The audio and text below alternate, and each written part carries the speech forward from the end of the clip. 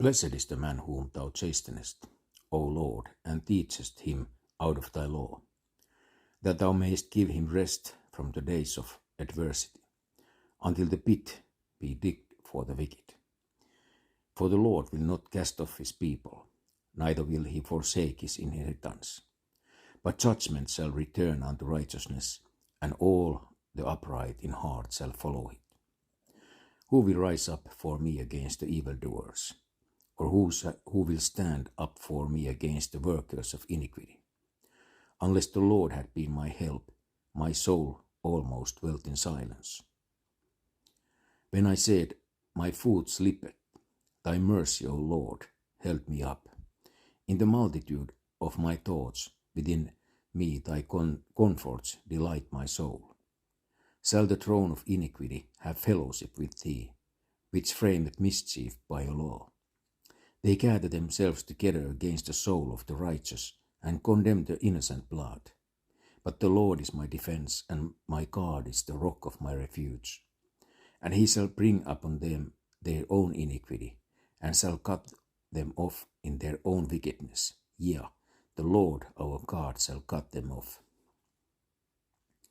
Note that although the verse has New Testament application to a child of God, Hebrews chapter 12 verses 6 to 12, because it originated with a Gentile before the law, Job chapter 5 verse 17.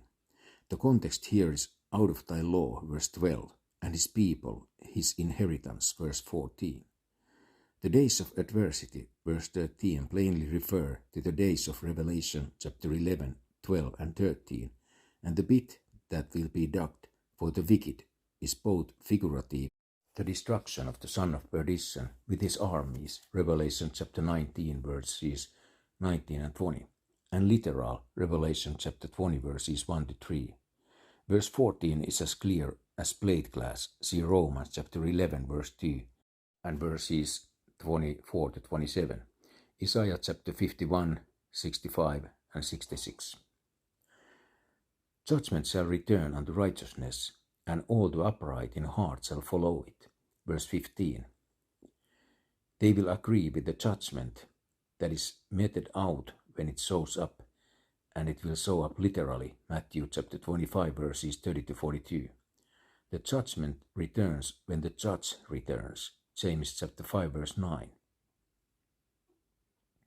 The first coming was for righteousness, John chapter 12 verse 47.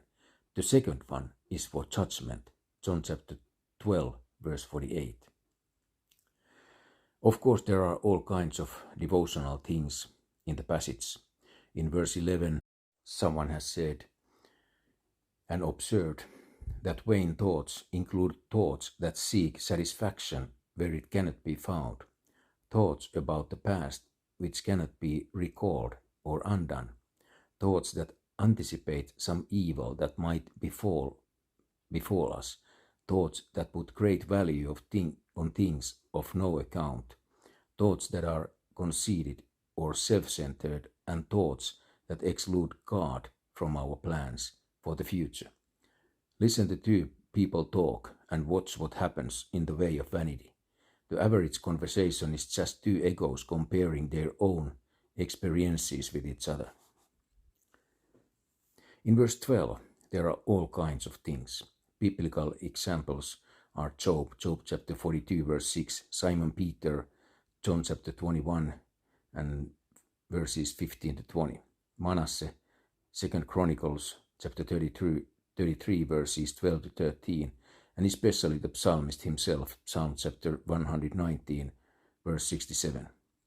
Chastening comes in a variety of forms: failure in business, sick or handicapped children, car wrecks, bills, low grades, divorces, broken engagement, lawsuits, diseases, broken bones, fevers, headaches, and in most violent forms, whipping, stonings, Paul, 2 Corinthians chapter 11 verses 23 to 30, imprisonments and torture, see Hebrews chapter 11 verses 36 to 38. The matters are literal. Who will rise up for me? Who will stand up for me? Verse 16. This is one of the greatest challenges and questions in the entire canon of Scripture. It's even stronger than the one in Isaiah chapter 6 verse 8. Who will go for us, the evildoers and workers of iniquity, literally. Verse 20 locates the hidden ingredient lawbreakers who promote crime by backing up the criminals with the law. The problem is simple. No one is willing to stand up for God. God has no rights, we can say. Only the people have rights.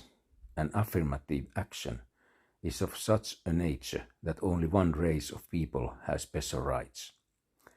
Laodicea means the rights of the laity or the common man, civil rights. God has no rights. No one will stand up for him.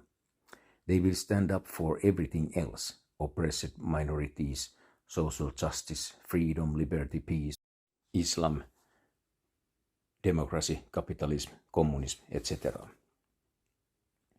Who will rise up for me? Who will stand up for me? Will you? Moses says, who is on the Lord's side? Exodus chapter 32 verse 26.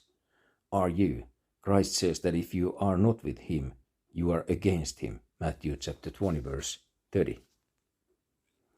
Whose side are you on? Verses 17 and 18 are like Psalm chapter 124 verses 1 to 2. Someone who was delivered from death in the tribulation is praising God for his deliverance. Of course, we can find personal applications. It's God's mercy that holds each of us up at all times, verse 18. Furthermore, all of us have made more than one slip-up, verse 18. Sometimes we have fallen flat on our face in the mud, but thank God for Proverbs chapter 24, verse 16. In the multitude of my thoughts within me, verse 19, yields this from Spurgeon's treasury. In the multitude of my unbelieving thoughts, thy comforts. In the multitude of my penitential thoughts, thy comforts. In the multitude of my worldly thoughts, in the multitude of my social thoughts, and in the multitude of my prospective thoughts about the future, etc. Sell the throne of iniquity, verse 20. Evacuate, vamos, heraus, head for the nearest exit. You are faced with Satan again, and this time in connection with the main theme of both testaments, the kingdom. By now you know what happens when the devil shows up in flight burnout.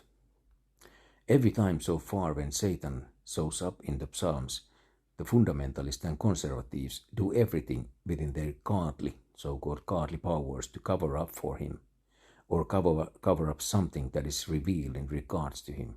They are absolutely loyal and ready to stand up. See verse 16, for the God of this world, 2 Corinthians chapter 4 verse 4, on every occasion. Now what is the problem?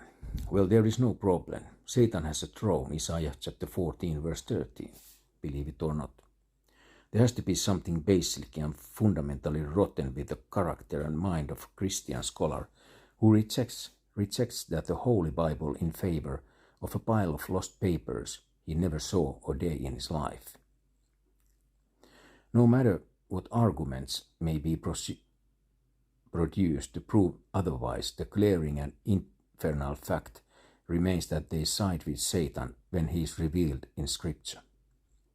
The truth is that Satan will reign on this earth as a king on a throne, Revelation chapter 13 verse 2 and 5, 2 Thessalonians chapter 2 verses 2 to 6. That is why he is called a king, Job chapter 41 verse 34. What concord had Christ with Belial? 2 Corinthians chapter 6 verse 15. Paul asks, shall the throne of iniquity have fellowship with thee? No. There are a number of times, plural, that precede this throne, singular. One of the best is Haman, who frames a law, Esther chapter 3 verses 8 to 10, to match Psalm chapter 94 verse 5 and 6. Caesar does it in Acts chapter 18 verse 2. Nero does it. The popes have been at work for 1700 years at least, trying to unite with every state in the world so they could make it a criminal offense to preach against papism and Mariolatry. See Daniel chapter 6 verse 8 for a real example of the deadliness of this church-state setup. Nebuchadnezzar's law of Daniel chapter 3 verse 1 to 6 is a good example of what is coming in the tribulation. Jeroboam's laws on the feast, 1 Kings chapter 12 verse 32, are some more. But the Lord is my defense, and my God is the rock of my refuge, verse 22. Note the doctrinal references to a Jew in the rock city. In the tribulation, see Psalm chapter 18 verse 2, 31, 46, chapter 28 verse 1 and 31 verse 2, etc. He shall bring upon them their own iniquity. The Lord our God shall cut them off. Verse 23. Verse 23 will be fulfilled literally at the second advent, 2 Thessalonians chapter 1, verse 8 and 9.